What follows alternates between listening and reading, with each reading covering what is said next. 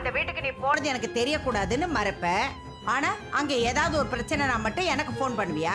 தப்புதான் பாட்டி. அதுக்கு நான் முழு மனசா உங்ககிட்ட மன்னிப்பு கேட்டுக்கிறேன். உன் மன்னிப்பை நீயே வச்சுக்க. அந்த வீட்டுல இருக்கிறவ என்ன சொன்னா? நீ இங்க இருந்து கிளம்புனா சாமி குத்தம் ஆயிடும், உன் குடும்பத்துக்கு பேரழிவு வந்துரும்னு பயமுறுத்தினாளா? ஐயோ, அப்படிலாம் சொல்லாதீங்க அத்தை. என்ன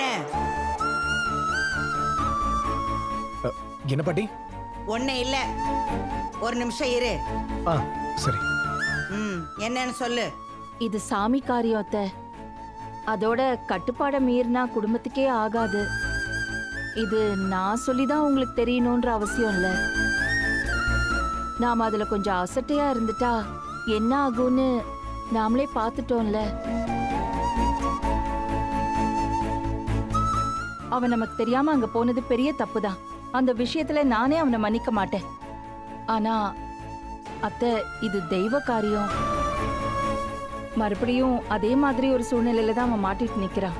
இன்னொரு தடவை என் பையன் உயிருக்கு ஏதாவது ஆபத்து வந்தா என்னால தாங்கிக்க முடியாது. எனக்கு ரொம்ப பயமா இருக்கு. தயவு செஞ்சு அவனை அங்கிருந்து மட்டும் வர சொல்லிடாதீங்க ப்ளீஸ் அத்தை.